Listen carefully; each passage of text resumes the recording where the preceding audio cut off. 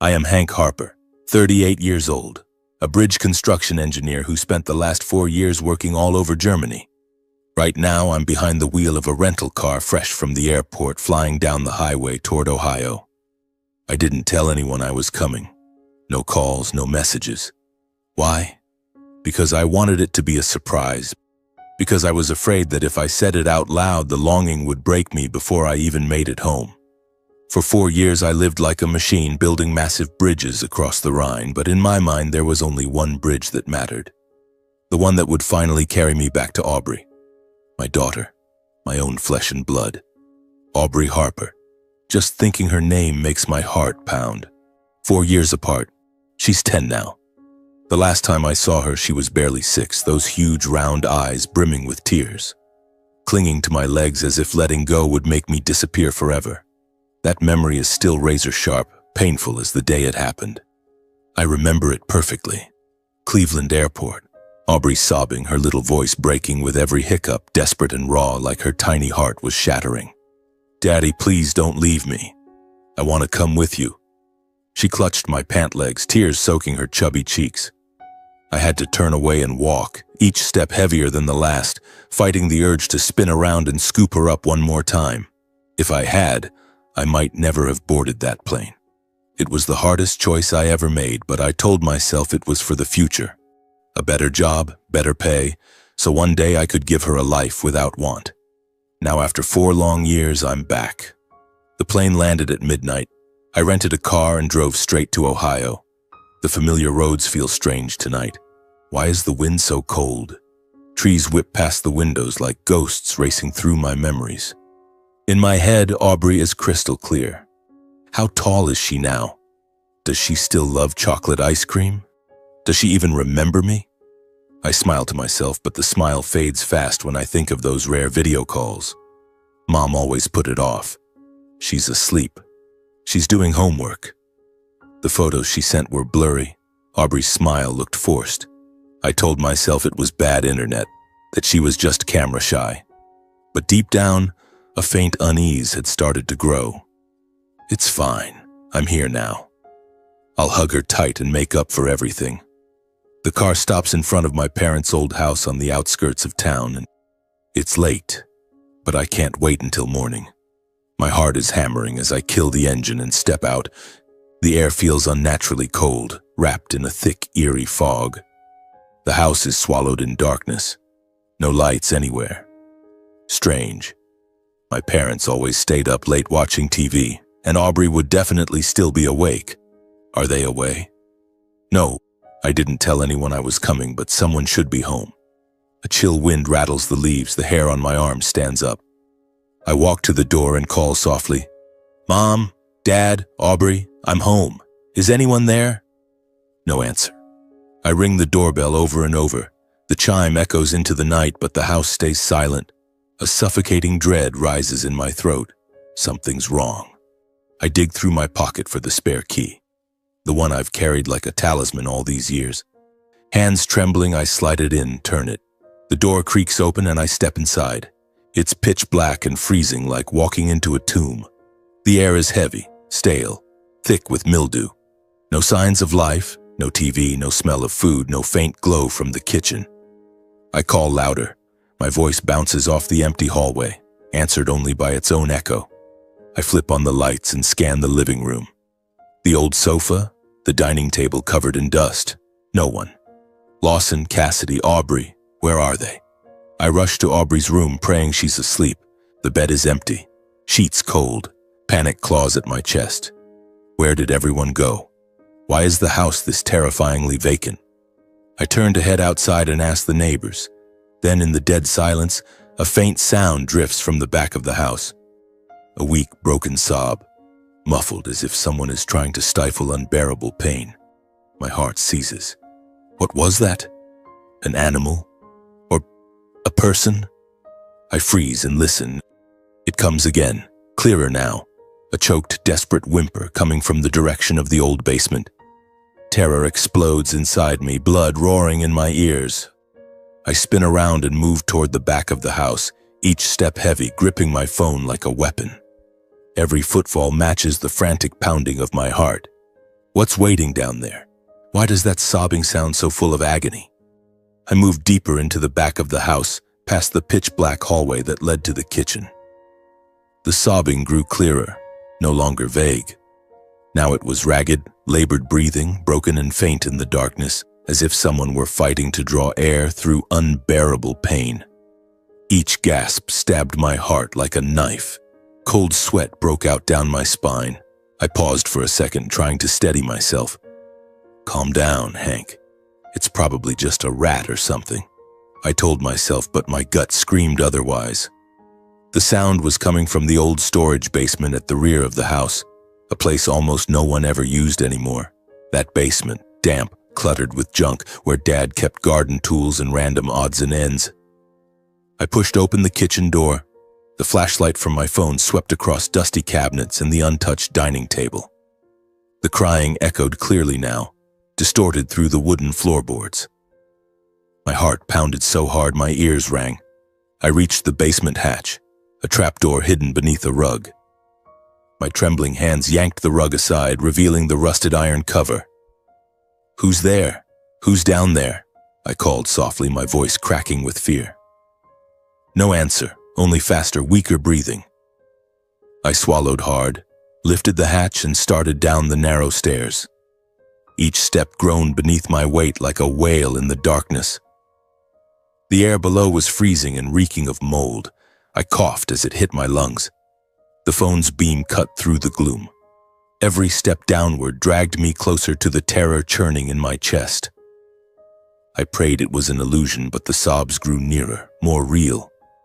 The moment I shoved open the heavy basement door, wood screeching on rusty hinges, my whole body froze, as if turned to ice. The sight that hit me was so horrific I nearly screamed. Aubrey, my daughter, was curled up on the cold concrete floor, her ankle chained to a rusted iron post.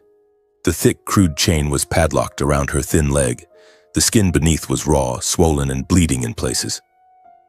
Next to her lay only a few moldy scraps of food, crumbled crackers, hardened bread crusts, and a couple of nearly empty plastic water bottles. She lay there in the damp darkness, her tiny body huddled into a ball as if trying to hold on to the last bit of warmth. No, this can't be real. My heart stopped. My mind reeled. Aubrey, my little girl, the child I loved more than life, was locked up like an animal. A scream rose in my throat, but nothing came out, only ragged, desperate breaths that mixed with her faint sobs in the sealed tomb of a room. Tears poured down my face. Where were my parents? How could they let this happen? I lunged forward, stumbling over the rough floor, not caring about the pain. I threw myself at her and wrapped her in my arms. Her body was nothing but skin and bone, so light, so fragile. Her skin was ice cold. Ribs jutted out beneath a torn, threadbare shirt. Bruises, old and new, covered her. Welts from belts, handprints, marks I couldn't even name. Aubrey's breathing was shallow, barely there, her chest rising in tiny, labored movements. Her eyes fluttered open, wide with terror, then fixed on me as if she couldn't believe I was real. "Daddy, you came back? You came to get me?" she whispered, voice as faint as a breeze. I clutched her to me, arms shaking, holding her so tightly I was afraid I'd hurt her, yet terrified to let go. The fear of losing her crashed over me like a tidal wave. She was teetering on the edge of death, breath fading, skin pale, eyes glassy with exhaustion. "I'm here, baby. Daddy's here. You're going to be okay, don't be scared," I choked out, tears falling onto her tangled hair. Memories flooded back. 6-year-old Aubrey laughing as I spun her around in the backyard. Now she lay here chained like a prisoner in this hellhole. Who did this? My parents? It was impossible, but the proof was right in front of me, ripping my heart apart. I forced myself to breathe, to swallow the rage boiling inside. Not now. Save her first. Fear didn't paralyze me. I couldn't let it. She needed out, now. Hospital, warmth, life.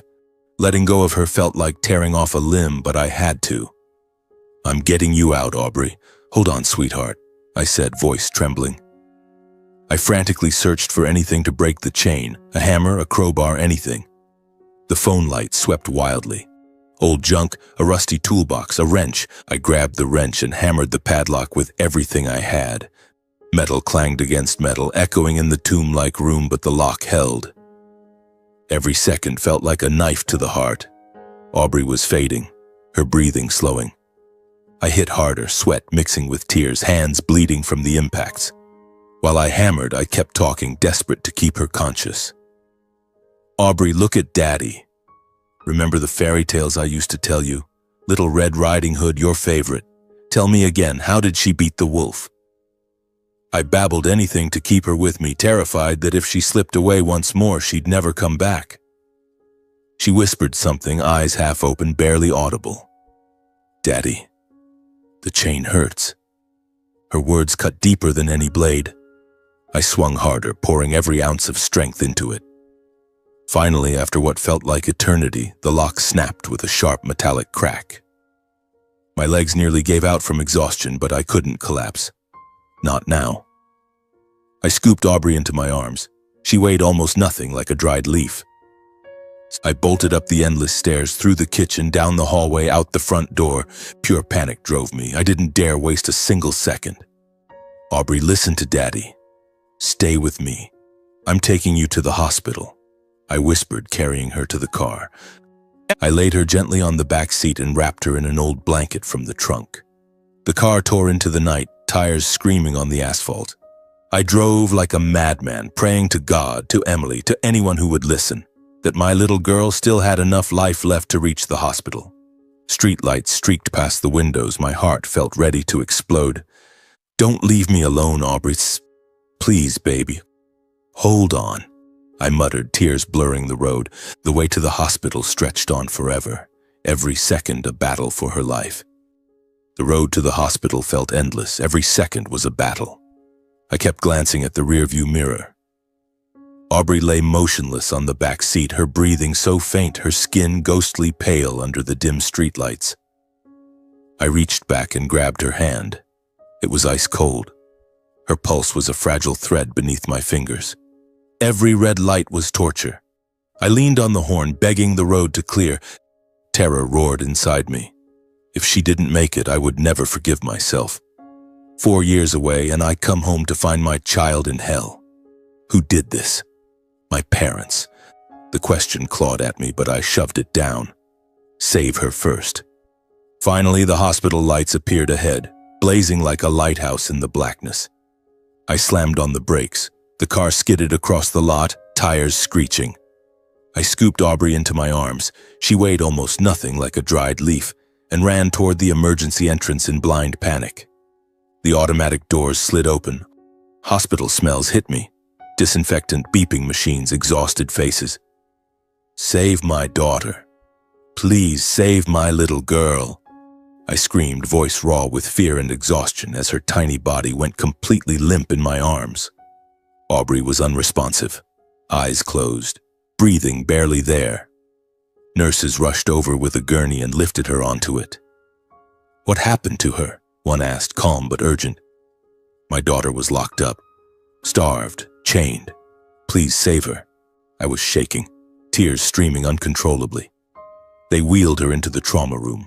The doors slammed shut in my face. The lock clicked like a verdict. I stood frozen, staring at those white doors as if they were a wall between me and my child's life. My legs gave out. I collapsed onto a waiting room chair, hands trembling over my head. My mind was chaos, flashes of the basement, the chain, the bruises, her broken sobs. How could this happen? My parents, the people I trusted most. How could they? I remembered the day I left Aubrey with them. Mom had hugged her tight and smiled. Don't worry, son. We'll take good care of her. Those words now cut like glass. Minutes dragged like hours. The wall clock ticked slowly, torturing me. I paced, fists clenched, praying silently. Emily, if you're up there, please protect her. Tears fell again. I wiped them away, trying to stay strong. The hospital buzzed around me, crying children, shouted names. But for me, the world was only that door. Eventually, the doctor came out. Middle-aged, graying hair, glasses, cold, searching eyes. My heart leapt into my throat. How is my daughter? Is she okay? I rushed toward him, voice shaking. He paused, looked me up and down, and said flatly, "Her condition has been stabilized for now. We're monitoring her." Then he turned and walked away.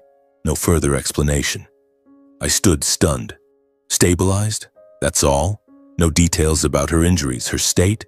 Why did he look at me like I was the criminal? That detached attitude sent ice through my veins. "Wait, doctor! What's wrong with my daughter?" I shouted after him, but he disappeared around the corner. Just as I stood to chase him, 2 police officers appeared at the end of the hallway, striding quickly toward me. Uniforms, stern faces, hands resting on their belts. "Are you Hank Harper?" one asked, voice flat. I nodded. Before I could speak, they grabbed me, one pinning my arms, the other slamming me against the wall. "Mr. Harper, you are being detained." I was stunned, furious, helpless. "What? Let me go. My daughter is in there fighting for her life." I struggled, but they held firm. Handcuffs clicked coldly around my wrists. My heart pounded wildly, my mind spun. I had just saved her, now I was being arrested? One officer recited in a monotone, "We received a report that you are the person who abused and neglected the child. The little girl you brought in shows signs of severe, prolonged abuse." The words hit like lightning. Abuse? Me? I stared at them, mouth open. "No, you've got it wrong. That's my daughter, Aubrey. I just rescued her from the basement." They didn't listen, skepticism written all over their faces. At that moment, the same doctor returned, standing beside the officers with an even colder expression. It clicked. He was the one who called the police. That first suspicious stare, the icy demeanor. "You reported me, didn't you?" I growled. He nodded without emotion. "Based on the child's injuries, we are required by law to report suspected abuse." I fought desperately, insisting Aubrey was my biological daughter, that I'd just flown in from overseas, that I could never have done this. "I've been in Germany for 4 years. I landed tonight. Please listen to me." I begged, tears spilling over. But none of them believed me. Their faces stayed hard. All the evidence pointed against me. A strange man bringing in a gravely injured child in the middle of the night. No paperwork, no clear story. I looked exactly like the abuser, clothes disheveled, hands bloodied from breaking the chain, face pale with panic. In desperation, I demanded they search my bag for proof. "My bag's in the car. Passport, plane ticket, check it," I shouted. One officer glanced at his partner, nodded, and went to my car in the parking lot. He came back with the exact bag I described, dusty from the long trip. They searched it right there in front of me and the doctor. U.S. passport with German work visa stamps, boarding pass from Berlin to Cleveland dated today. Employment contract with the German construction company, 4-year overseas work papers. Everything proving I had just arrived and could not possibly have inflicted years of abuse. Only then did the doubt in their eyes begin to fade. The officer removed the handcuffs and said, softer now, "We're sorry, Mr. Harper. We have to follow procedure." The doctor stepped forward, gave a slight bow, and added, "I apologize for the misunderstanding. But the child's injuries indicate prolonged abuse, not recent. We are legally obligated to report it." I was released from restraint, but still required to stay for questioning. My legs buckled. I sank back into the chair, hands shaking. The officers took my full statement, my return, discovering the basement, rescuing Aubrey, and my suspicions about my own parents. I told them everything, voice breaking with emotion while they wrote it all down. They also received the detailed medical report, old and new bruises, signs of malnutrition, chain marks on her ankle. The police informed me they would investigate the house and locate my parents. "We'll search the property and find them. If anything else comes up, contact us immediately." After the initial paperwork, the 2 officers left, leaving me slumped on the hallway bench, shattered, stunned, and haunted. I buried my face in my hands, tears falling freely. I had just pulled my daughter out of hell, only to be treated like the monster. How cruel could life be? Memories of Emily flooded back. She would be heartbroken if she saw this. I stared at the trauma room doors, praying Aubrey would wake up. That night stretched on forever, every second layered with fresh pain. But I knew the fight had only just begun. After the police left, the hospital corridor grew quieter, but inside my head everything was chaos. The distant beeping of machines, the sharp smell of disinfectant that made me nauseous. I sat there, my body drained after a sleepless night, yet I didn't dare close my eyes. Every time I did, the dark basement, the iron chain, and Aubrey's skeletal little body flashed before me, vivid as knife cuts. I kept asking myself where I had gone wrong. How had life thrown me into this nightmare? My parents, the people I once saw as my strongest foundation, were now suspects in my mind. I shook my head, trying to drive the thought away, but it clung like a shadow. A little later, the same doctor returned. He stopped in front of me. His face was softer now, no longer that cold, probing stare. "Mr. Harper, once again, I'm truly sorry for the initial misunderstanding," he said, voice low and warm, placing a gentle hand on my shoulder. "We have to be extremely careful in cases like this, especially with children. Aubrey's condition is more stable now. You can visit her in the ICU for a short while." That apology felt like cool water, easing some of the burning resentment inside me. I nodded, stood up on shaky legs, and whispered a hoarse, "Thank you." He led me down the hall and opened the ICU door. A brightly lit room full of monitors, the air heavy and still. I stepped inside and my heart stopped. There was Aubrey, lost in drug-induced sleep on the white hospital bed, IV lines running into her tiny arm. Her face was still deathly pale, cheeks sunken, but her breathing was steadier now, her chest rising and falling gently under the thin blanket. The heart monitor beeped in a steady rhythm, a fragile reassurance. That temporary stability brought both relief and agony. Relief that she was alive and breathing, agony at the bruises still visible on her arms and neck, cruel reminders of the hell she had endured. I walked to her bedside, legs heavy as if wading through mud. "Baby," I whispered, voice breaking. I sat down and took her small hand in mine. It was soft but ice cold, so thin, so frail, not the chubby little hand I used to hold while we walked in the park. Tears fell again, dripping onto her skin. "I'm so sorry, Aubrey. Daddy came back too late," I whispered, squeezing gently, terrified that if I let go, she would slip away forever. The ICU was silent except for the machines and her faint breathing. I sat there watching her sleep, and old memories flooded back like a slow-motion film, dragging me into the past. I remembered the night Emily died, right after a difficult birth. It was pouring rain at Cleveland Hospital. The rain hammered the windows while newborn Aubrey wailed in the delivery room. Emily lay there, pale as death, machines beeping their final warning. The doctor shook his head. "I'm sorry, we couldn't save her." My world shattered. I fell to my knees beside her bed, clutching her cold hand. She left me alone with Aubrey, a red, crying infant wrapped in a white blanket. From that day on, I was a single father. I brought her home, learned to mix formula, change diapers, rock her to sleep in the middle of the night. In those early days, I cried alone, staring at her and aching for Emily. "Emily, what do I do now?" I whispered to our wedding photo on the table. I worked construction by day, covered in dust, deafened by machinery, then came home to hold my daughter, telling her fairy tales until she fell asleep. Some nights I stayed up with a feverish baby, pacing the room, singing hoarse lullabies soaked in sweat. Mornings rushing her to school in the rain, holding the umbrella over her while I got drenched, smiling.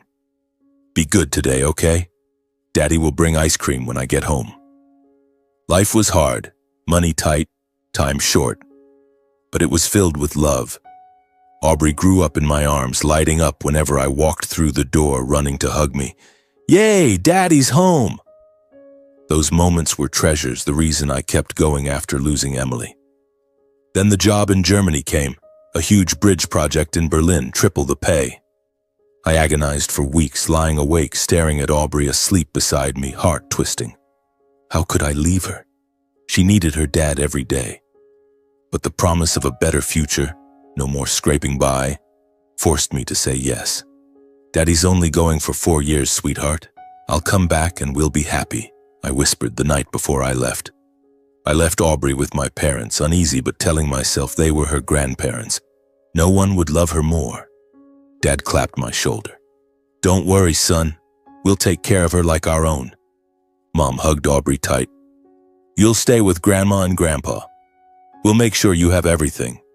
I believed them. They were family. I had no other choice. In Berlin, I thought of her every single day. In my cold little apartment, I'd look at photos of Aubrey on my phone and smile to myself. Every month, I sent money home, every euro I could save, hoping it bought her good meals, new books, warm clothes. She's growing up so fast, isn't she? I'd ask myself. Those rare calls were my lifeline. But now, sitting beside her hospital bed, holding her frail hand, I realized I had never once heard Aubrey herself say she was happy. Everything came through my parents. Aubrey's doing great, don't worry, Mom would say, voice bright but somehow forced. Every time I asked to video call Aubrey, Cassidy found an excuse. She's asleep, she's studying, she's tired. Let's do it tomorrow, she's not feeling well today. I believed her because I was busy, because I was far away. The photos Cassidy sent were always oddly similar. Same old living room angle, Aubrey standing stiffly, smile forced, as if taken only to check a box. I thought Grandma just wasn't good with cameras. Now I see the fear in that smile. I also remembered how Aubrey's voice on those rare calls grew quieter, more timid, frightened. Nothing like the bright, chatty girl I left behind. Are you okay, Aubrey? I'd ask. Yes, I'm fine, Daddy. Don't worry too much, she'd whisper, voice trembling, then fall silent. How had I not seen it sooner? A chill ran down my spine as the pieces finally clicked into place. All the delays, the fake smiles, the fearful whispers over 4 long years. A horrifying picture was forming. The next morning, while Aubrey was still unconscious, I stepped into the hallway and called my mother. My heart pounded, but I kept my voice calm, pretending nothing had happened. I didn't say I was back in the country, just asked where they were and how Aubrey was doing. The phone rang a few times, then Mom's cheerful voice. Hank, it's me. We're at home. Aubrey's still sleeping. Everything's perfectly normal, same as always. She even laughed lightly, as if nothing were wrong. I swallowed hard and asked, Is she doing okay, Mom? Eating well? Oh, she's great. Eats everything, sleeps like a log. Just focus on your work. We're taking good care of her. Like always, they asked about my health, told me not to worry, insisted they were looking after Aubrey perfectly. Your dad says hi. He's watching TV with her right now, Mom added, voice warm and utterly fake. I went numb, realizing those same lies were still flowing while my daughter lay unconscious in the ICU because of their cruelty. Rage boiled inside me, but I forced it down. Okay, talk soon, Mom, I said shortly and hung up, my hand shaking so hard my nails dug into my palm. In that moment, I made the decision. I would keep everything secret. I would not let them know I had uncovered the truth. I couldn't give them a chance to run. I would wait silently for them to come home and walk straight into the trap.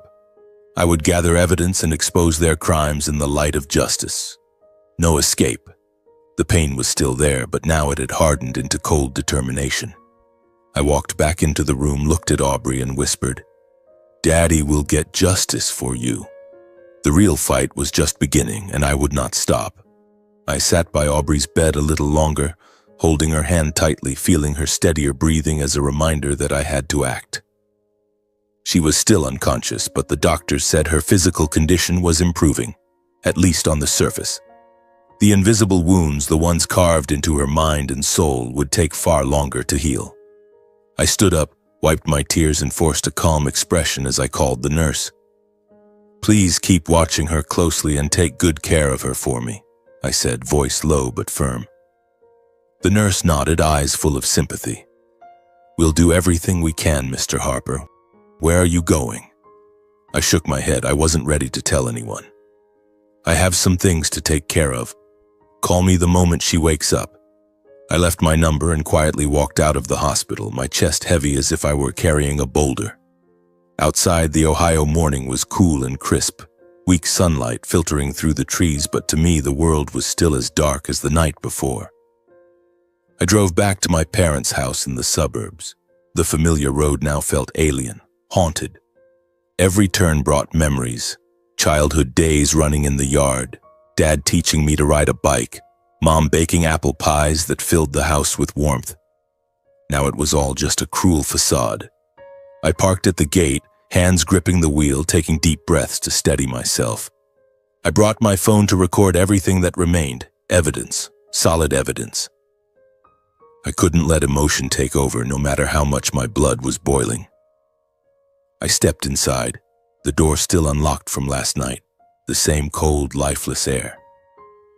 I went straight to the back toward the basement, Aubrey's hell. My heart pounded as I pushed open the kitchen door. The damp, moldy smell hit me and made me cough. I turned on my phone's flashlight and descended the narrow stairs, one heavy step at a time, walking back into the nightmare. I re-entered the basement, filming every detail. The chain, the broken padlock, the cold concrete floor where Aubrey had lain, every corner preserved as evidence. I paused at the door, hand shaking as I pushed it open. The weak light revealed it all again.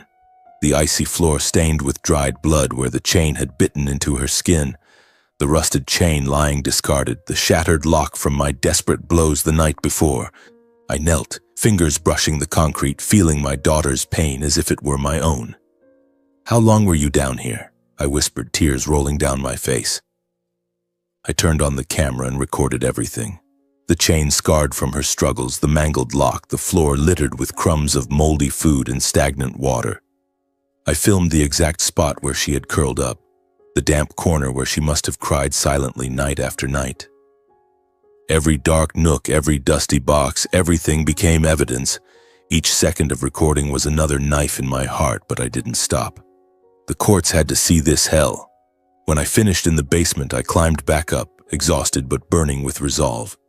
I went into my parents' bedroom and gently pushed the door open, half expecting ghosts. The room was dark, reeking of cheap perfume mixed with dust. I turned on the light and froze. Scattered across the table were luxury shopping receipts, Gucci bags, Prada shoes, a Rolex watch, all dated right after my money transfers. I picked them up with trembling hands. One receipt from the 15th of last month, the day after I sent $2,000. Another for an expensive leather jacket, the exact day I wired Aubrey's birthday money. There were also travel brochures, flights to Florida, luxury hotels in Las Vegas, and bank loan papers with huge amounts and sky-high interest. None of the money had gone to Aubrey. No books, no clothes, no proper meals. It had been spent on gambling debts, shopping sprees, and vacations while my daughter was chained in the basement with stale bread. I sat down hard on the bed, head in my hands, tears spilling. Every dollar I had saved on German construction sites, 12-hour shifts in the rain, living on sandwiches to send more home, had bought them luxury while Aubrey suffered. "How could you?" I whispered, voice breaking. But I refused to let emotion win. I photographed every receipt, every document, clear, sharp images under the flash. My bank statements would match these dates perfectly, proving the money came from me. When I was done, I left the house, rage fueling me. I decided to talk to the neighbors. This quiet suburb of identical white wooden houses now felt like a street of silent witnesses. I knocked on Mrs. Jenkins' door next door, the old woman who always sat on her porch watching the world. She opened it, squinting. "Hank, you're back?" I nodded, forcing a smile. "Yes, ma'am. Do you know where my parents went?" She confirmed she had seen them leave with large suitcases days ago. Off to Florida or somewhere, laughing and happy. Other neighbors said the same. Mr. Smith across the street saw them take a taxi to the airport. Mrs. Lee overheard them talking about a fancy hotel. But then the stories turned horrifying. Several neighbors admitted they had often heard shouting, Lawson yelling, a child crying, Mr. Smith said, voice full of regret. Mrs. Jenkins had even seen Lawson hit Aubrey once through the fence. He slapped her hard for spilling water or something. The poor girl screamed, but Cassidy just stood there watching. They said Aubrey was almost never allowed outside except to go to school, always tightly controlled. No friends, no playing in the yard, always walking with her head down. She looked terrified, Hank. We were worried, but we didn't want to interfere. Mrs. Lee sighed. Their words cut like blades.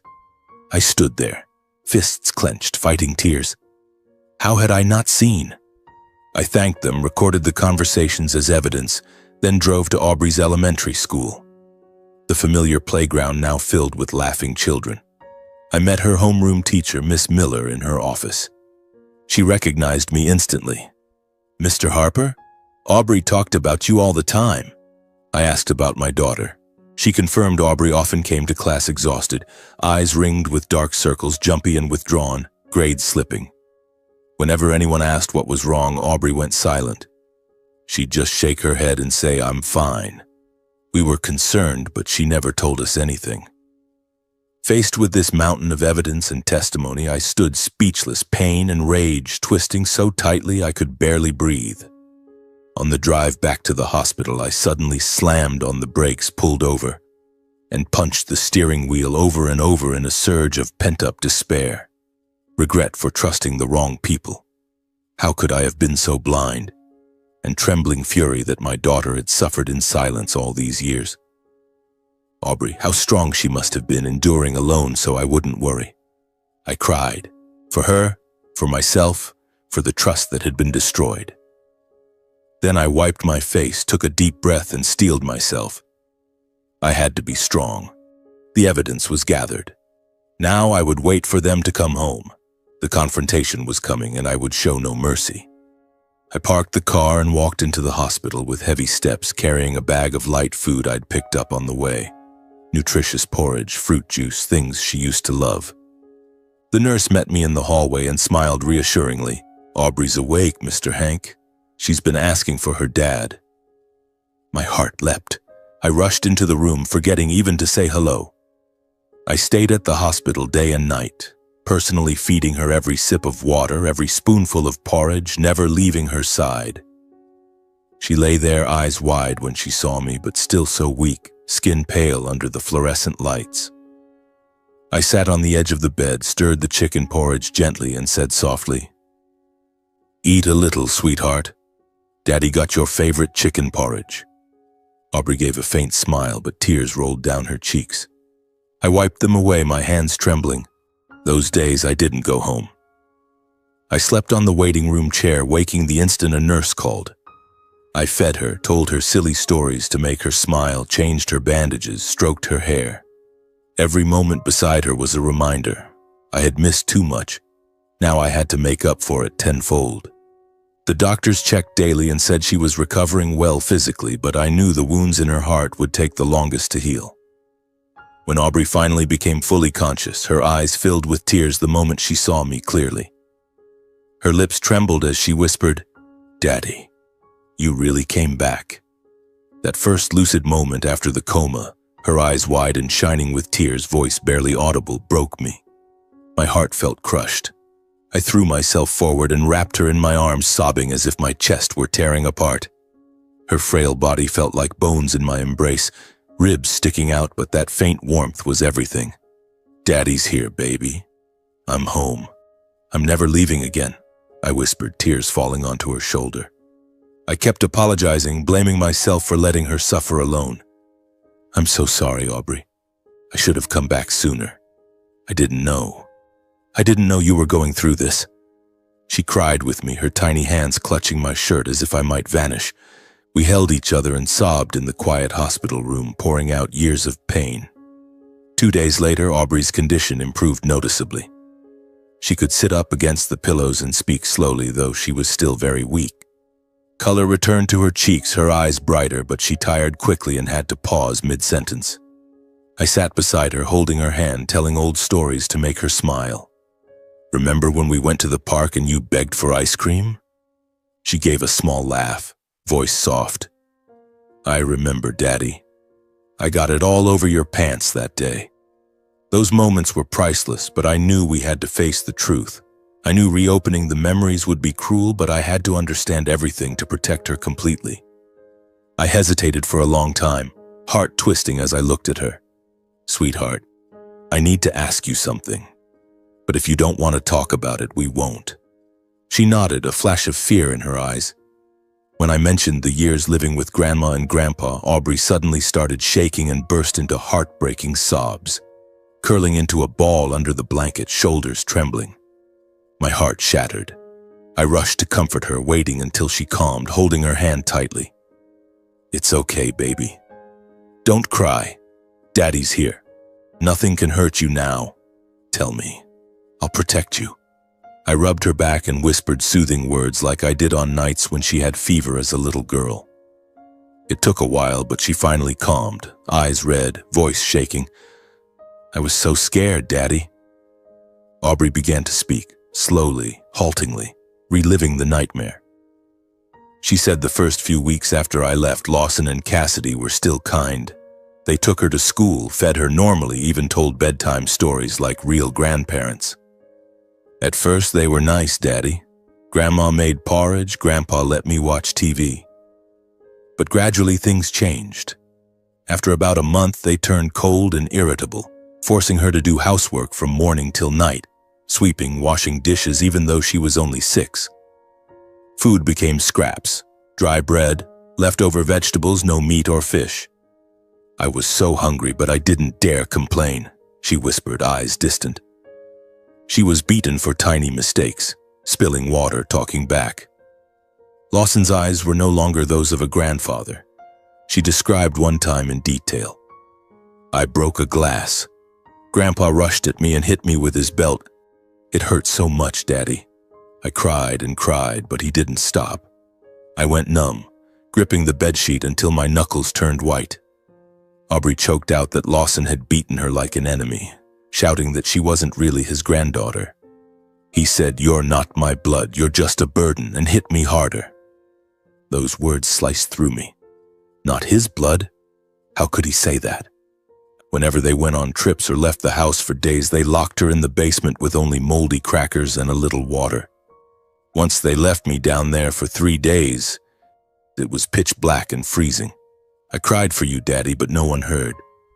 They threatened that if she ever told anyone, even me, she would be locked away forever and never go to school again. Grandpa said if I told you, he'd kill me. I was so scared. So whenever we talked on the phone, I just said I was fine. In fits of rage, Lawson repeated that she wasn't family, leaving her terrified and filled with self-loathing. I thought maybe I wasn't really your daughter, that I was bad, so they hated me. She broke down sobbing, body shaking. I died inside with every word. I held her and cried too. No, baby, that's not true. You are my daughter, my own flesh and blood. I love you more than anything in the world. I couldn't understand how my own parents could be so cruel, or what I had ever done to make my child suffer hell in my place. Why treat their own granddaughter like this? For money? Because they hated me? The question spun unanswered. In that moment, my pain was no longer just a father's grief. It had hardened into a cold, unshakable resolve to bring every person responsible to justice. I wiped her tears, voice steady and fierce. Daddy will make them pay, Aubrey. No one will ever hurt you again. She nodded, eyes still frightened, but a small peace settled over her as she rested in my arms. I sat by Aubrey a little longer, stroking her hair, telling silly stories to chase the shadows from her eyes. But my mind never stopped racing with plans. The evidence I had collected, photos of the basement, neighbors' statements, shopping receipts, still wasn't enough on its own. I needed to compile everything into an airtight case. Aubrey finally drifted off, her breathing steady under the thin blanket. I kissed her forehead and whispered, "Sleep well, my love. Daddy has to take care of something. I'll be back soon." I stood, legs heavy, and left the hospital room with a storm inside me. Outside, night had fallen. Streetlights cast a sickly yellow glow, but to me the world was still as black as that basement. I drove to the cheap motel near the hospital where I had been staying since I got back. I spread all the evidence across the table. Phone photos, recorded neighbor and teacher testimonies, my bank statements showing every regular transfer. I spent the entire night organizing, printing photos, copying audio files to a USB drive, photocopying receipts and statements. I got Aubrey's full medical file from the hospital, detailed reports of bruises, malnutrition, chain marks on her skin. Everything was neatly arranged into a thick folder, a horrifying book of crimes. The next morning, I drove to the local police station, heart pounding. The station sat in the middle of town, a gray building with the American flag snapping in the wind. I walked in and met the officer who had questioned me before. Mike, tall, deep voice. "Mr. Harper, something new?" he asked, eyes searching. I placed the folder on his desk. "This is the evidence. Everything my parents did to my daughter." Mike opened it and flipped through page after page. His brow furrowed at the basement photos. He shook his head at the luxury receipts next to my transfer records. The neighbor and teacher statements, carefully written and backed by recordings, made him pause longest. "This is an extremely serious case, Mr. Harper," he said, voice low. After reviewing everything, the police classified the case as exceptionally grave. Clear signs of child abuse, illegal confinement, and misappropriation of child support funds. Mike called in his captain, Reynolds, middle-aged, beard, sharp eyes. They spoke quickly, then turned to me. "We're opening a formal investigation. This evidence is enough to file charges. Child abuse, unlawful imprisonment, financial exploitation. These are heavy crimes." A small weight lifted from my chest, but the rage still burned. They told me to keep everything completely secret and continue cooperating so my parents wouldn't have time to destroy evidence or flee. "No more calls to them. Don't let on," Captain Reynolds said firmly. "We'll be watching. Do you know when they're coming back?" I shook my head. "From what the neighbors said, in a few days. They're on vacation." We planned the arrest. It would happen the moment they returned home, to catch them red-handed and leave no room for denial. "We'll have people watching the house. When they arrive, you go in first. We'll move in right after," Mike explained. I nodded. It felt like I was in a crime movie, but this was real. My life, Aubrey's life. I left the station, mind spinning, but resolve stronger than ever. I went back to the hospital, sat with Aubrey, told her stories to make her smile, but inside I was counting down the hours. Those waiting days dragged on forever. I stayed with Aubrey constantly, watching her improve little by little, eating more, smiling more, though she still flinched at loud noises. I told her about the bridges I built in Germany, promised to take her places once she was strong again. But at night when she slept, I thought about my parents. Childhood memories flooded back. Dad teaching me to fish by the river, Mom singing lullabies. How had they changed? Or had they always been this way and I just never saw it? The questions tortured me. I barely slept. I called Mike every day for updates. Still no sign of them. Aubrey asked about Grandma and Grandpa. I dodged. "They're away, sweetheart. Right now it's just you and me." Then the day came. Early morning, Mike called. "They're coming back today. We saw a taxi booked from the airport. Get to the house first. We'll be nearby." My heart raced. I kissed Aubrey. "Daddy has to run an errand. I'll be back this afternoon, okay?" She nodded, eyes worried. "Be careful, Daddy. Bring me a present?" I drove to the house, parked a block away, and waited. The police had already briefed me and positioned undercover units around the neighborhood. Unmarked cars, plainclothes officers blending in with neighbors. I went inside, closed the door, and sat in the living room, heart hammering. Every second was agony, sweat beaded on my skin despite the cold. When my parents' taxi pulled up, the familiar yellow cab, the sudden appearance of police cars froze them in place, confusion and fear written on their faces. I watched through the window. Dad Lawson stepped out, tanned from their trip, pulling a suitcase. Mom Cassidy followed, clutching a designer handbag, bought with my money. They glanced around nervously, movements jittery as if they sensed something terribly wrong. They hurried inside, still unsettled, and stopped dead when they saw me standing in the living room. The door had barely closed behind them when the air turned to ice. I stood there, face cold and hard. Beside me were Mike and 3 other officers, one already holding gleaming handcuffs. Mom froze, face draining of color, lips trembling. "Hank? You're back? Why are there police here?" Both of them shook, eyes wild with panic, as if they already knew the inevitable was upon them. Dad backed up. His suitcase hit the floor with a thud. "What the hell is going on?" Mike stepped forward, voice steady. Lawson Harper and Cassidy Harper, you are under arrest for child abuse, unlawful imprisonment, and financial exploitation of a minor. You have the right to remain silent." The words struck like thunder. Dad screamed in panic, thrashing to escape. "No!" "It wasn't us. Hank, what are you doing?" He shoved Mike and tried to bolt for the door, but officers tackled him instantly. Handcuffs clicked shut. Mom collapsed to her knees, wailing and begging. I walked up to them, eyes burning with cold fury, and demanded to know why they could be so cruel to my daughter. "Why? Aubrey is your own granddaughter. How could you chain her, beat her, spend the money I sent on vacations while she starved in the basement?" My voice shook with rage, fists clenched. Lawson let out a mad, manic laugh, eyes blazing, spitting as he spoke. "You think she's my granddaughter? She's not. She's no blood of mine. I've hated you since you were a kid, you little bastard." He laughed like a lunatic even while cuffed. Those words stabbed deep, but I stood firm. Cassidy just stood silent, head bowed, offering no defense, as if she had already accepted her guilt. She sobbed quietly, refusing to meet my eyes. They were dragged to the patrol car, Dad still shouting, Mom weeping as the doors slammed shut, ending their days of freedom. Sirens wailed, the car sped away into the dusk. Neighbors gathered, pointing and whispering.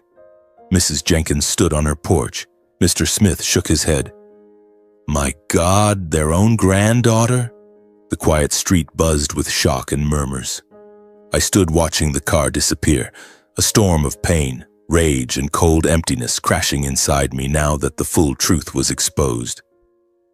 The people who had once been my family were now criminals. I turned, got in my car, and drove back to the hospital, tears streaming down my face. Aubrey was waiting, and I had to be strong for her. But this pain, it would stay with me forever. The weeks that followed passed in a heavy silence. I stayed with Aubrey day and night, watching her slowly regain strength.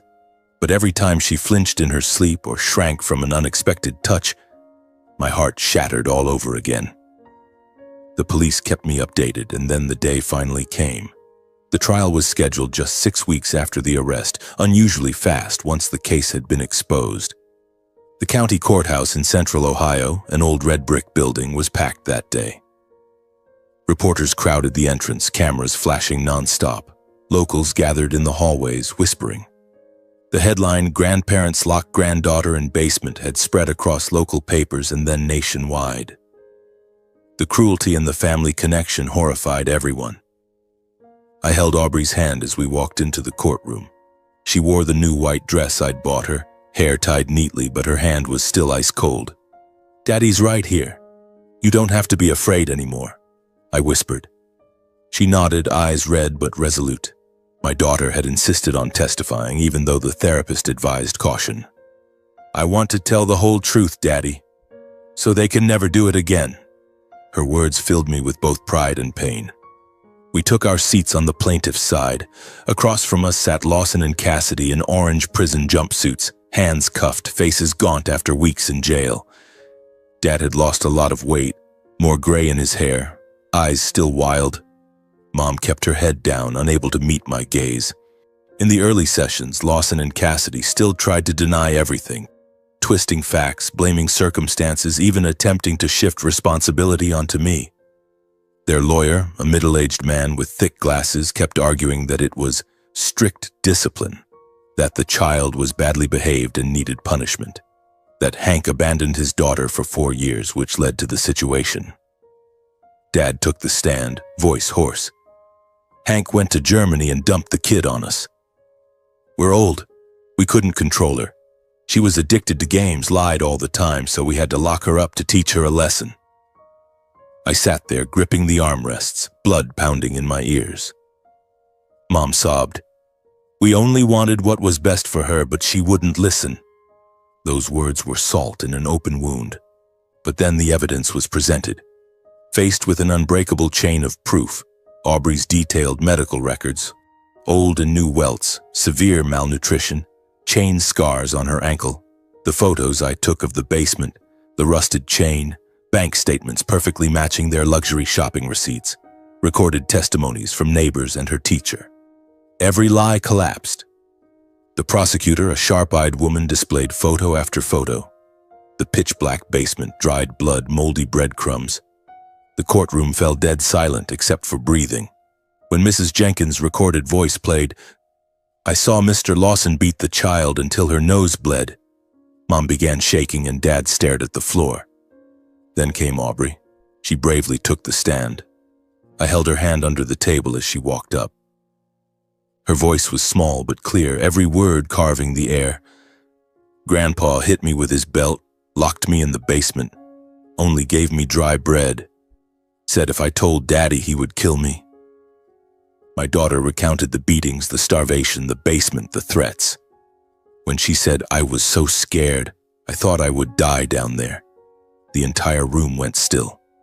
A female reporter bowed her head and cried. Dad finally looked up, eyes red, but said nothing.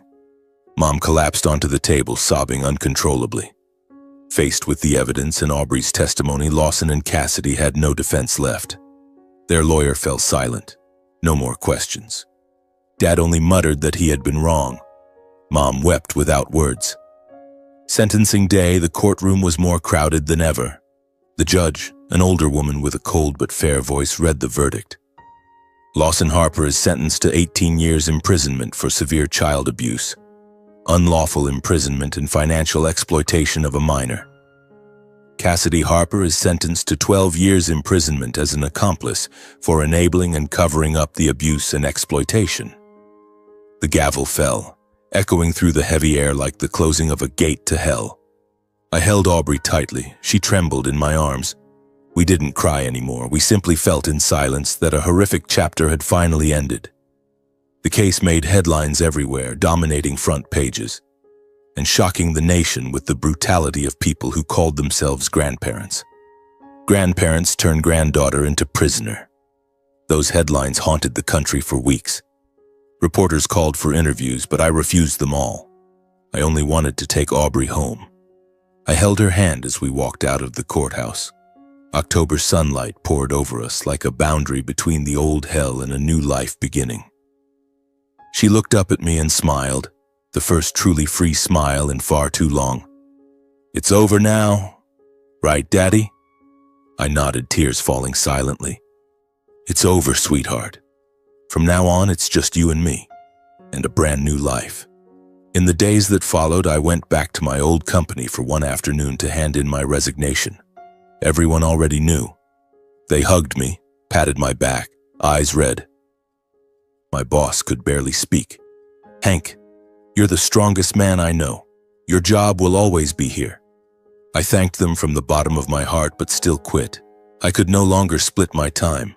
I wanted every remaining minute to make up for what I owed my daughter, day by day, hour by hour. I received a large final payment from the Germany project, early completion bonus and contract compensation, enough for us to start a stable new life. I rented a comfortable, quiet house on the outskirts of Cleveland, hundreds of miles from the old place, with a small garden, an apple tree, and a room painted soft pink just for Aubrey. The day we moved in, she ran through every room laughing, "It's our house, Daddy." I stood watching, tears falling from pure happiness. From then on, my entire world revolved around my daughter. I cooked every meal myself, chicken porridge, sandwiches, chocolate ice cream I bought just for her. I drove her to her new school every morning and waited at the gate every afternoon. I took her to therapy twice a week, held her when nightmares came. I taught her to ride a bike, planted flowers with her in the garden, watched cartoons until late. Life slowly settled. Aubrey's laughter filled the house again, and I felt alive once more. Yet even in this peace, one unresolved knot remained inside me. Dad's words the day he was arrested, "She's no blood of mine," still echoed like a poisonous curse. He had repeated it in rage to Aubrey many times. Was it just the ranting of a cornered madman, or was it a real secret? Mom had stayed silent, neither confirming nor denying. The suspicion that my parents were hiding something even bigger than the crimes already exposed gnawed at me quietly. That doubt grew slowly in the back of my mind, a lingering shadow after the nightmare. Some nights I lay awake staring at the ceiling, wondering, who am I really? Is Aubrey truly their granddaughter by blood? And if not, does it change anything? I am still Aubrey's father. I love her more than life, but the shadow lingers, waiting for a day it might flare up. I'm not ready to face it, not yet. Right now, I only want to live for my daughter, for her smile every morning when she wakes. Everything else, let the future answer. The future refused to wait. It arrived on a late autumn afternoon when the maple leaves outside the window blazed red, and Aubrey was sitting in the living room of our new home, drawing. I stood in the kitchen watching her beam at the picture she had just finished. That smile was the most precious thing I owned. Yet inside me, one sentence kept looping like a broken cassette tape. She's no blood of mine. I've hated you since you were little. Lawson's words the day he was handcuffed. I had tried to push them away hundreds of times, but they clung like an unhealed wound, growing more inflamed with every passing day. I knew I couldn't run from it forever. If I didn't face it now, it would eat me alive from the inside, and one day Aubrey would sense her father's unrest. I didn't want her to grow up with a haunted man. So I made the decision. I would visit my parents in prison one last time, hoping to finally get an answer to the doubt that had been tearing me apart. I told Aubrey I had to go away for work for one day. She hugged me tightly. "Come home soon, Daddy. I'll wait for you to have dinner." I kissed her hair, hiding my red eyes.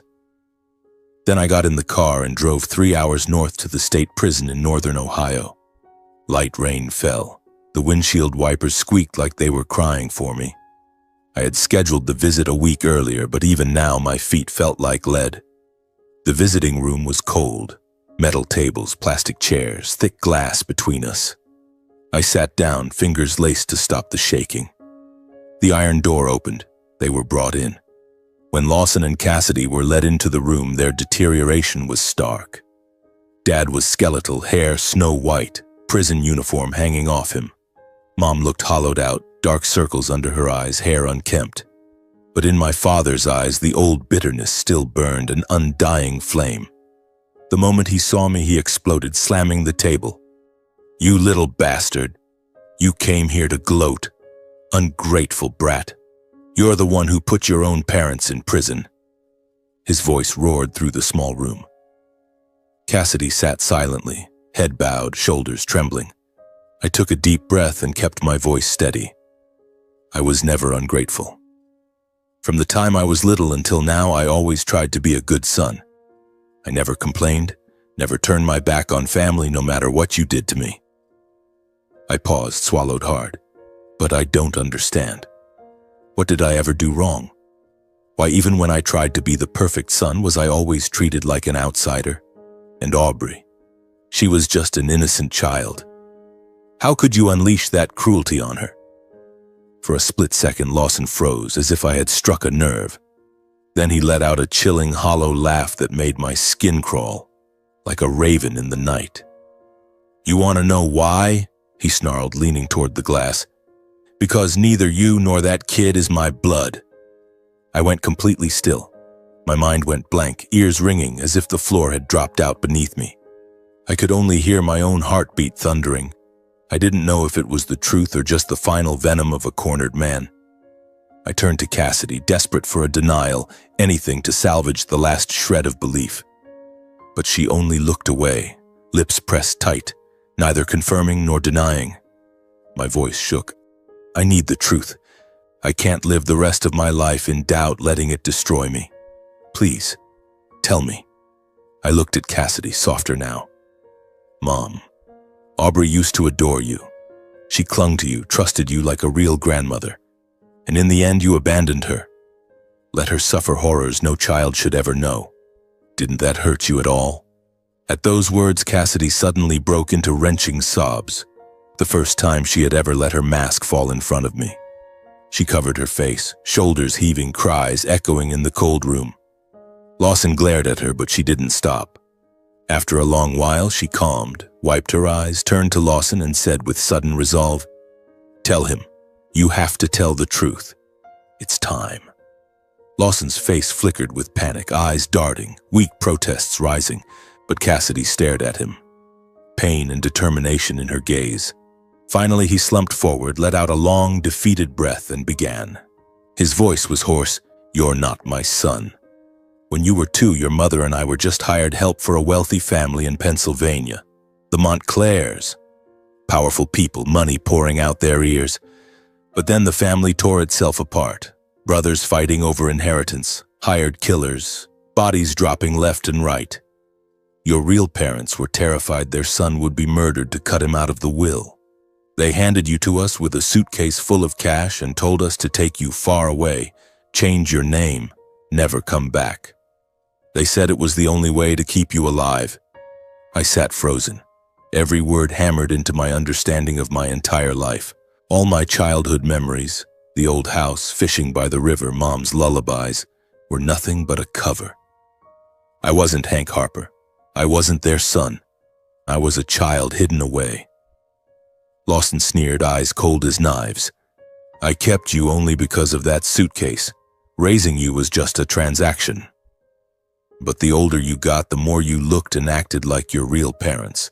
Stubborn, arrogant, always thinking you were better than everyone. It made my skin crawl. I hated the sight of you. Every dollar you sent home. In my mind, it was just you paying back the debt for me raising you." He narrowed his eyes, voice dripping poison. "And that kid, Aubrey. She's yours, but Montclair blood still runs in her veins. Every time I looked at her, I remembered that family. I hated her so much I wanted to destroy everything connected to it." I barely heard what Cassidy said next. Blood drained from my face, my hands turned ice cold. I stood to leave, stumbling like a ghost when her hoarse voice came through the glass behind me. "Hank, wait! Do you want to know who you really are?" I stopped and turned. Cassidy pressed herself to the glass, eyes red. "I don't even know if that family still exists. They say it fell apart after the inheritance war.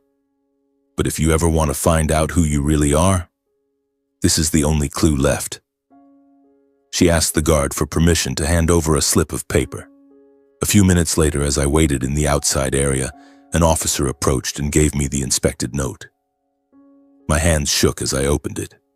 On it was a name I had never heard, Thomas Montclair, and an old address in Pennsylvania written in fading ink. I clutched the crumpled paper and walked out of the prison holding a truth powerful enough to collapse my entire past. The rain still fell. Cold wind whipped my face, but I felt nothing. Hank Harper had died inside that glass room. All that remained was a man holding a scrap of paper and a stranger's name, Thomas Montclair. I sat in the car staring at the note until my eyes blurred. I didn't cry. I only felt empty. Then I started the engine and drove home. Aubrey was waiting for dinner. No matter who I am, no matter what the past holds, Aubrey is still my daughter, and I am still her father. That is the one certainty left in my life. But I know the journey to find myself has only just begun. The days that followed, I lived like a shadow. I still woke early to make Aubrey breakfast, still drove her to school, still smiled when she told me about her friends. But inside my head, the name Thomas Montclair burned red hot. Every night after she fell asleep, I searched the internet.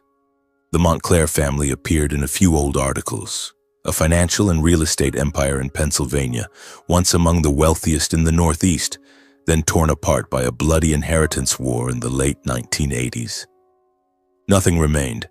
No addresses, no public heirs, only rumors of a missing son. I shut the laptop and lay staring at the ceiling until dawn, heart pounding as if it would burst. After many sleepless nights torn between doubt and the desperate need to know the truth, I realized I could no longer live under a false name. I had to go to the source no matter what I found. I didn't tell Aubrey the whole truth. I simply said we were going on a short trip to somewhere special. She bounced with excitement. "To the beach, Daddy? Or an amusement park?" I forced a smile and ruffled her hair. "Even more special than that." Early one morning, I loaded the suitcase, lifted Aubrey into the passenger seat, and buckled her in carefully. We slipped away while the city was still wrapped in dawn mist, heading for the address on Cassidy's scrap of paper, a place in Pennsylvania, hundreds of miles from Ohio, remote and forgotten. The drive was nearly 400 miles. I played children's songs. Aubrey sang along while I stayed silent, eyes fixed on the highway, mind in turmoil. Light rain fell, stopped, fell again. Aubrey dozed off, head against the window, still humming in her sleep. I looked at her and tears fell silently. No matter who I was, she was my everything. After hours of driving through exhaustion and tension, we stopped in front of an ancient, towering iron gate flanked by stone walls and dense pine forest. A weathered, moss-covered sign read, "Montclair Estate, Private Property." My heart hammered. I pressed the intercom. A deep male voice answered, "Who's at the gate?" I held the scrap of paper up to the camera, voice shaking. My name is Hank Harper, but I think I might be Thomas Montclair. I need to speak to the owner." Silence. I thought they would turn us away. Then the gates slowly creaked open and the voice said curtly, "Come in." I drove up a long, tree-lined avenue. Ancient pines towered on both sides. Sunlight filtered through the leaves in shimmering patches. The road wound forever until a massive, centuries-old mansion appeared. Gray stone walls, red-tiled roof, pure 19th century European grandeur. I parked, heart nearly leaping from my chest. Aubrey woke up, rubbing her eyes. "Wow, Daddy, it's like a fairy tale castle." As we stepped out, two elegantly dressed people were already waiting at the grand entrance. The woman, in her 60s, silver hair in an elegant bun, deep green silk dress, striking blue eyes. The man, tall, white-haired, black suit, commanding presence. They stood silently watching us. Then the woman looked at me, froze for a moment, and suddenly ran forward, throwing her arms around me as if I might vanish. "Thomas, my son, Thomas," she sobbed, calling me by the exact name on the paper. In that instant, I understood this was my real name. She trembled, hands cupping my face. "I'm Vivian. I'm your mother. Oh God, my boy." I stood frozen in the embrace of this stranger who somehow felt achingly familiar, her faint perfume the warmth of a mother I had never known. Vivian released me and turned to Aubrey, who was hiding behind my leg. "And this beautiful little girl?" she asked, voice breaking. I nodded. "Your granddaughter, Aubrey." Vivian's emotions overflowed. She swept Aubrey into her arms, tears streaming. "My granddaughter. Oh heavens. She looks just like my son." She carried Aubrey inside, brushing past the man who still stood silently behind her. That was Charles Montclair. He merely nodded at me, eyes deep and serious, no smile, as if quietly measuring everything before him. He studied me for a long moment, then inclined his head toward the door. No questions, no embrace, no visible emotion. Inside, the mansion was vast. Soaring ceilings, old masters on the walls, a fireplace crackling softly. I sat on a leather sofa. Aubrey pressed close to me. Vivian sat opposite, unable to take her eyes off her son. Charles stood by the fireplace, arms folded. I told them everything. My childhood with Lawson and Cassidy, Emily's death, raising Aubrey alone, the decision to work in Germany. The horrific discovery when I returned, the basement, the trial. I held nothing back. Vivian wept the entire time, hand over her mouth, tears falling. When I described Aubrey chained in the basement, she collapsed onto the sofa, sobbing silently. When I finished, Vivian broke completely. "My son, I never imagined you suffered so much. I searched for you for 36 years. She threw her arms around me again, crying like rain. Charles remained cool, only saying, "I provisionally believe what you've told us, but we need definitive proof." He summoned a servant to take hair samples from Aubrey and me and sent them immediately to the family's private lab. The next day, the DNA results arrived. Vivian opened the envelope with shaking hands in front of Charles and me. Black and white, unmistakable, 99.9% match. Hank Harper was Thomas Montclair, the biological son of Charles and Vivian Montclair. Aubrey was their true granddaughter. In that moment, every emotion inside me exploded. I fell to my knees, face in my hands, sobbing for finally finding my roots, sobbing for 38 years lost. Vivian held me, Charles placed a hand on my shoulder, eyes red. He didn't cry, but his voice trembled. "My son, welcome home." By the fireplace, Charles slowly told the story, voice low, pulling me back to a distant time of blood and darkness. "When you were 2, the family was engulfed in a brutal fight over the inheritance. My brother secretly hired assassins. Your mother's younger brother was gunned down in the street as a warning. Their next target was you, the sole legitimate heir. We had no choice. To save your life, we sent you far away with a couple we believed we could trust, along with money and a promise they would protect you forever." He paused, the firelight flickering across his heavy face. "After we regained control, we searched for you for years. Private investigators everywhere, rewards posted, chasing every tiny lead. But every trail went cold. In the end, we believed we had lost you forever. The 3 of us sat there, weeping and rejoicing, reunited after more than 3 decades apart. Vivian would not let go of Aubrey, calling her my precious granddaughter. Aubrey, shy at first, soon grinned from ear to ear as Vivian gave her candy and told fairy tales.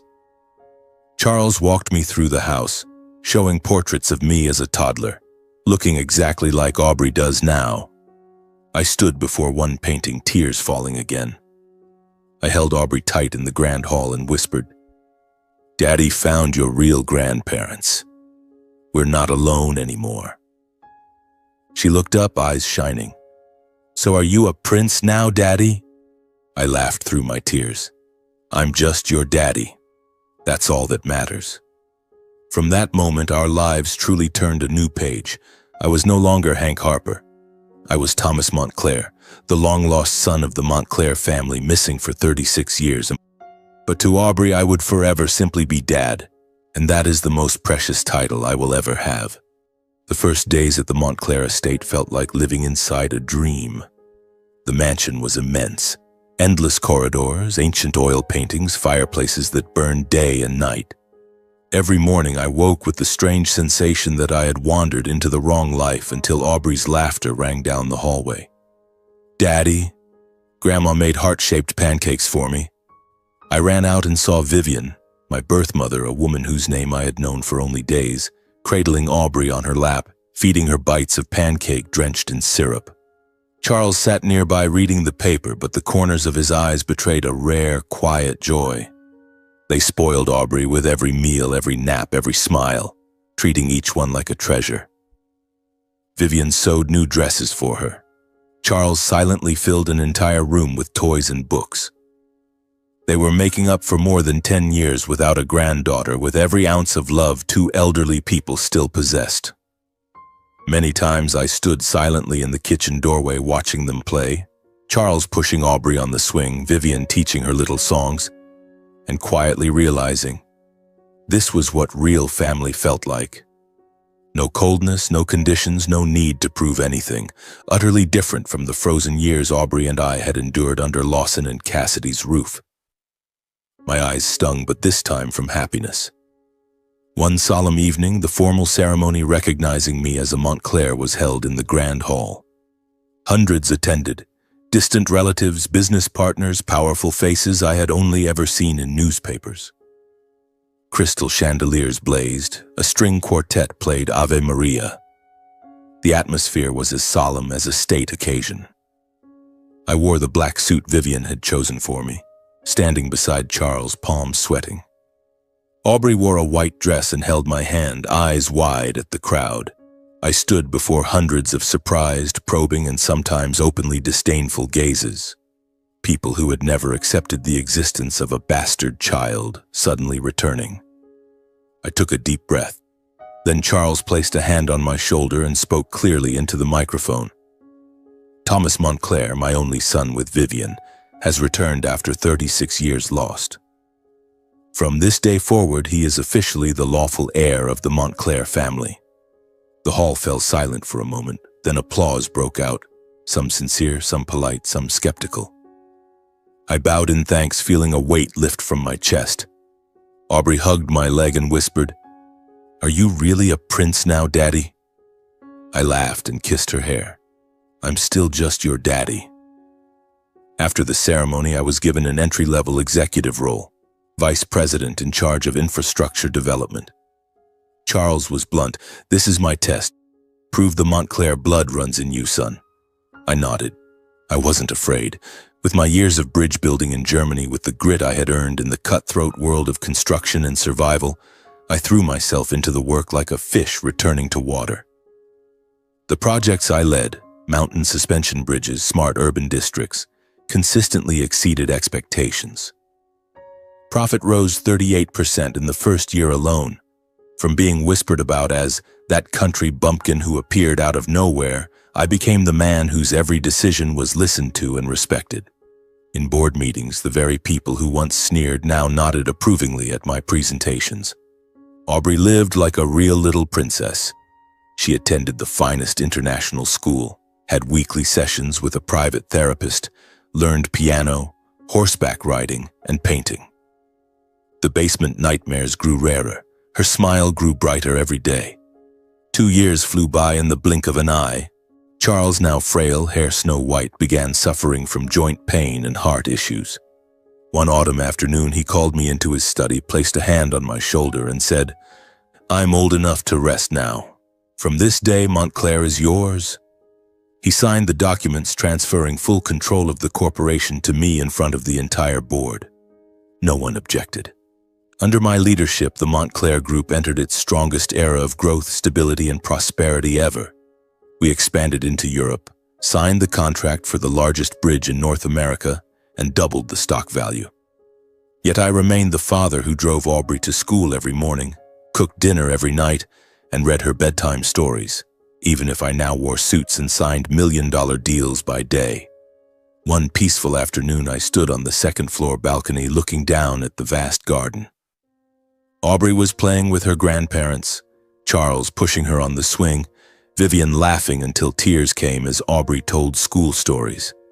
Golden autumn sunlight fell gently on faces that had endured so much loss. Grandparents who lost a son for 36 years, a father and daughter who lost childhood to hell.